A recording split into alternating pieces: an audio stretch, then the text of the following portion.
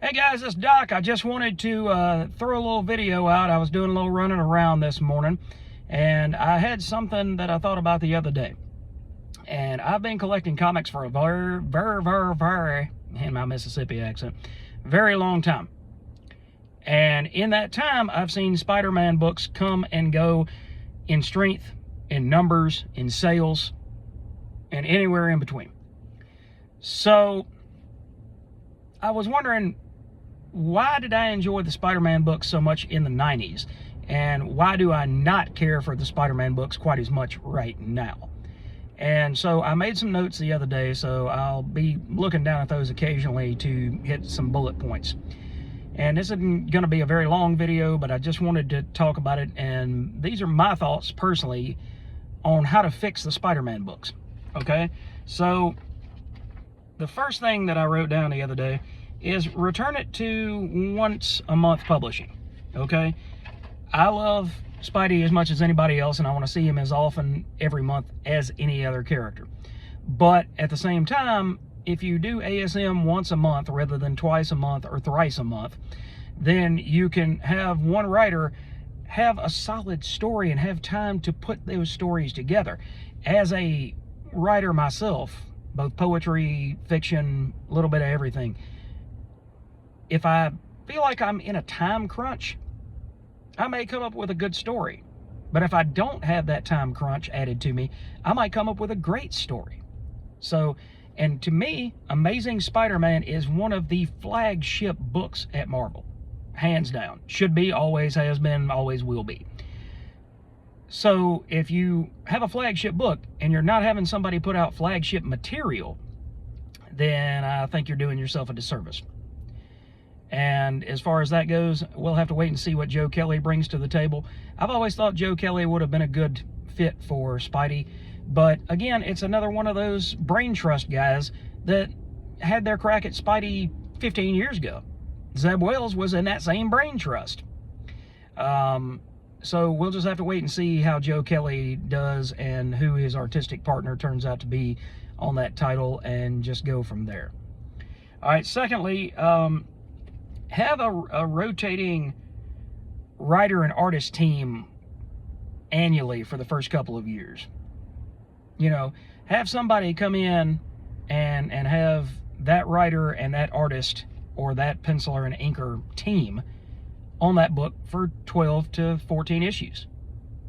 Give them breadth and room to grow their story organically. Don't have somebody come in and do a 2-issue opening arc and then move on to something else, or you know, even a 6-issue opening arc and then move on to another creator. What frustrated me a long time ago about the Andy Diggle and Enrique Breccia Swamp Thing story, that series opened up with Andy Diggle for the first 6 issues, and then Diggle was off. He was gone. I thought Andy Diggle wrote a really strong title, a really strong Swamp Thing story. Then after that, it bounced around to Will Pfeiffer and maybe 1 or 2 other characters. I think Richard Corbin came on and did an issue or 2, and then Joshua Dysart came on. And Josh did a bang-up job. And I hated to see that title stop at 27. I thought that it could have gone a lot longer than that. You know, or maybe it was 29. Anyway, it didn't go nearly as long as I thought it should have, and it told a good, solid story. Why? Because it had consistent creators on it. So, rotate those artists and writers out for the first 2 or 3 years.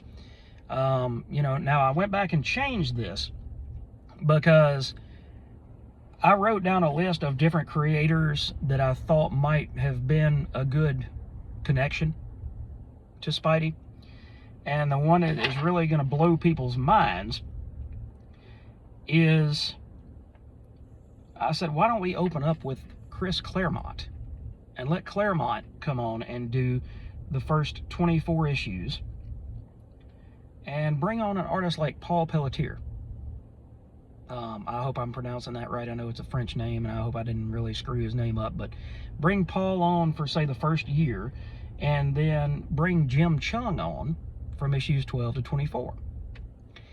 That gives you 2 consistent art teams. That gives you 1 really great writer who is not always about the action as much as the characterization. And I think a lot of people will agree with me. That's what Peter Parker and Spider-Man have lost over the years, is the characterization. Nobody cares about the Daily Bugle anymore. Nobody sees him interact with the people at the Bugle. They don't see him interact with Ned Leeds, Betty Leeds, Flash Thompson. All of these characters that have built his supporting cast is one of the strongest supporting cast in the entire industry. And instead, we always feel like we need to bring in new, fresh characters. You don't need to. Go back to the old characters that were standbys. Okay? But then, and this may be an unpopular opinion, but let's not do anything with those characters that is uncharacteristic. Okay? Let's not go ahead and flip Flash Thompson from straight to LGBTQ just to give a different context to the story. Okay? If you want to bring one of those characters in, bring in a different character. I get that. But don't forget about the old standbys that helped Spider-Man have one of not only the greatest rogues galleries in all of comicdom, but also one of the greatest supporting casts. Build on that character work that Stan Lee, Steve Ditko, John Romita, and all of these other guys built up over the first 3, 4, 5 years of the title. Go back and read those stories if you really want to get a grasp of who Peter Parker and Spider-Man are. You know, now I said, let's do Chris Claremont, Paul Pelletier, and Jim Chung for the first 2 years.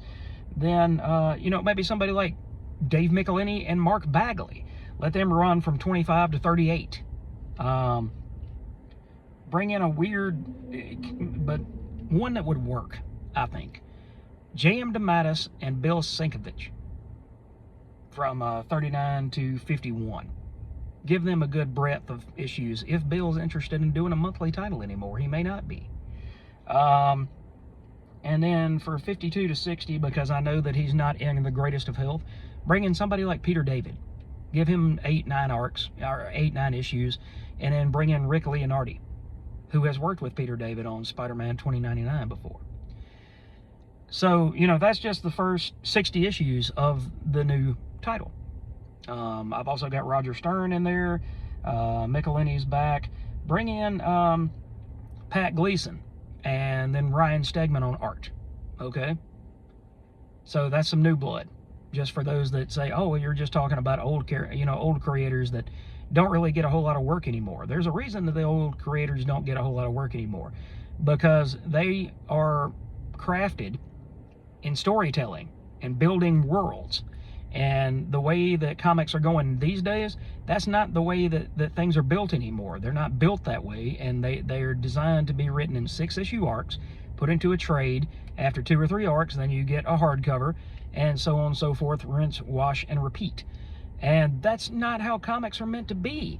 When I was reading comics from the 80s and things like that, they were organic, okay? Yes, you might have 3 6-issue story arcs come back to back to back, but after that, you've got a 4-parter. Then you've got the kid who collects Spider-Man. It's a one-off. Sure, it's in Amazing Spider-Man, but it's a backup story. But that's one that almost anybody who's ever read Spider-Man knows. Why? Not because of the action sequences, but because of the characterization, because of the reality of the characters, the strength of the characters that was in that story, the story that was told. Personally, I've always been kind of hacked off that Romita Jr. didn't get a chance to draw that story, but hey, it is what it is. Ron Frenz is much more than capable of handling story with nuanced emotions and things of that nature. So nothing against Ron, but I just always hated that JR didn't get a chance to draw that story. Maybe he didn't want to, maybe he didn't have time. Okay, and then have minimal tie-ins to big events, you know, that are outside of the Spider-Verse for the first 3 years or so. Create a narrative flow. That's why I was saying about having a round table where you have an outgoing set of creators and let them sit down with the new guys that are coming on. and say, hey, okay, what do you feel like you didn't get to finish? Is there anything you would like me to pick up and run with? Give the editors something to do, but at the same time, let the creators tell their story. Let them create. Let them build upon not only what was before, but what they want to say about what was before. Help them find that. Help them find their narrative voice. Allow them the time to find their narrative voice, and then continue on with the next writer and artist team, and that way you can build a cohesive Spider-Man unit, rather than, oh, well, we're going to slap Zeb Wells on here for 62, 63 issues, and then, editorial should help move the story along if it falls short. But editorial shouldn't be writing the story, okay? I really think that maybe it's time for fresh editorial blood in the Spider office as well, because Nick Lowe's been there since Stephen Wacker was there. And to me, it just seems like maybe Nick has run out of ideas, okay? So, or maybe he's interjecting his own ideas into said storyline too much. But either way, maybe we need some editorial changes as well as writer and artist changes, because with writer changes but no editorial changes, nothing's going to change. We all know that. That's basic, simple 2 + 2 math. All right. The last point I wanted to hit on is create a Spider line again. Okay? Not just ASM and then a bunch of Gwenpool and things like that. And this, I thought it out a little while, but I didn't dig off into it nearly as deeply as I could have. But let ASM continue to be the flagship. Bring in Spectacular again as the second main Spider-Man title. And then have Web as the third monthly ongoing title. Now make these 32 pages apiece. Give them tight continuity between the 3 books, okay, so that you want everybody to buy all 3 books. You don't want them to buy Amazing and then say, well, I don't really care about Spectacular. And Web, where did Web go? Web died, 10 years into its first run. But, make sure you also have stable creators on Web, because I think that's one reason, Alex Saviuk was on there as penciler forever. Stephen Butler did an amazing job towards the very end of the title. But have people bring standout stories to that title as well. But like I said, make those 3 issues every month, 32 pages, and then hit the $3.99 price point with those. Okay? They say that they want the $4.99 price point at Marvel because that is their main creators and big books. Why? What am I getting for that extra $1? Nothing, really, in my opinion. It doesn't add any value to it. Give me a 32-page book once a month with a creator and penciler and inker that give a damn about the character. Help build the character up into something greater than he or she already is. And then you've got a successful book. The only reason that ASM has been successful in the past couple of years is because you've got people like me out here that have been collecting it since 1990. And you just say, you know what, I've been collecting this forever. I'm going to continue to collect it. It's Amazing Spider-Man. It's a Marvel flagship book. I'm going to keep the blood pumping here. But at the same time, they're just like, why? Why? At the back of their minds, they're like, why in the hell am I collecting this? Because it's not entertaining me. I'm not enjoying it. So, other than that, let's have Web Spinners, Tales of Spider-Man, come back as a monthly and tell 4 to 6 issue story arcs. Okay? And a lot of times, let's bring in some of those same writers from the main titles, not exclusively. But for example, one of the things I thought about, maybe Dave Michelini and Tommy Lee Edwards. Okay, bring Tommy Lee Edwards in. I would have said John Paul Leon as well, but unfortunately John Paul passed away a few years ago. But get Tommy Lee Edwards in there to do a 6-issue story with Dave Michelini. Follow that up with Roger Stern and bring him in with Rick Leonardi. Okay? Make that title 40 pages and let it be $4.99. The reason for $4.99 is because it's 40 pages. It's a little bit thicker. Let's not fill that up with house ads. Let's fill that up with a couple of additional pages of story. Okay? And also, No tie-ins to the main titles or any kind of events that are going on. Okay, this is not supposed to be that. This is supposed to be different stories set in that Spider-Man universe from different points of time.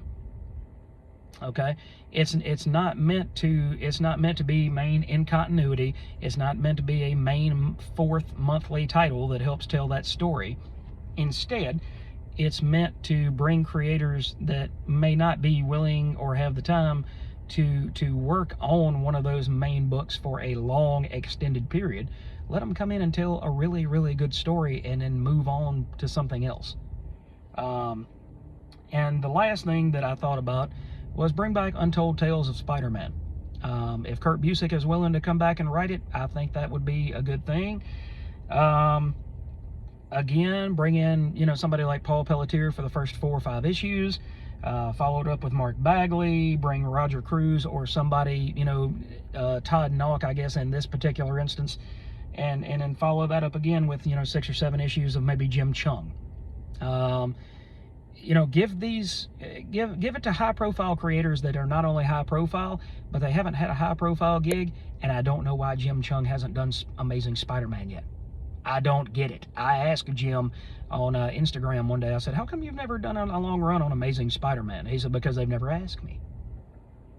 Get these guys on there that have this energy, this excitement. We're supposed to be bringing excitement to the title, okay? So let creators come in. Let them come in, build the characterization back up. Story. Have creators stay on the title for a year or 2 and then switch them out with somebody else to create that narrative flow. Thirdly, don't tie into everything that comes out from Marvel, thus again creating that narrative flow that the Spider offices can contend with.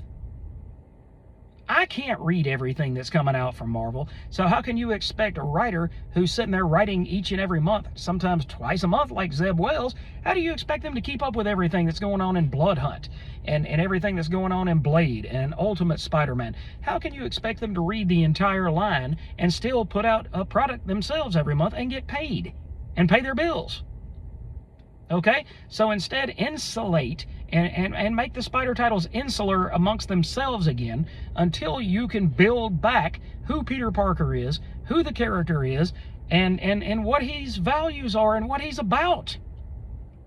Bring back Mary Jane. For God's sakes, Marvel, we want a married Peter Parker. I want him to be married to Mary Jane. Nobody wants to continue to read about somebody who gets up to be 35, 40 years old, which the character is not that old in real time, in the stories. But nobody wants to read about a Peter Parker who's still having dating woes at early to mid-30s. Especially when he's been married to Mary Jane and had a successful relationship with Mary Jane. Just give the fans what they want, and 9 times out of 10, when you talk to somebody, it's gonna be that they want Peter Parker and Mary Jane to be together, and they want them to be together and be married. Let him have that life. How does Superman deserve that and Spider-Man does not? Spider-Man is not a tragic character in the nature of Batman and Bruce Wayne. He shares some elements in his origin of that character. But Peter being unhappy and unable to find happiness forever makes no sense. It makes no sense. The character has to grow and be given a win every once in a while. It's like when I was working at the car dealerships 10 years ago. You got to make the customer feel like they had some sort of a win. Whether you give them a chance to mention, hey, can I get floor mats with that vehicle? And you throw the floor mats in. You've got to give people a win or else they'll stop coming back. If you went to the same place and ate lunch every day and it sucked, it was absolutely terrible. The staff was terrible. They threw your food at you. They only filled the drink glasses up halfway. How many times would you go back? Not very often, I would bet. I would bet that you would find another place to eat within a week and a half. So just some thoughts that I had, guys. Let me know down in the comments what you think about this. I guess it's returning it to the way that it was in the 90s, except there's not really a fourth, ongoing title that ties into continuity. But I never was that big of a fan of Sensational Spider-Man anyway. But 3 main titles, Spider-Man should be able to carry 3 main titles. So, again, what do you guys think in the comments below? Let me know. Do you think that would be successful? Do you think that would be unsuccessful, and why? Thanks, guys, for watching this, and we will catch you in the next video.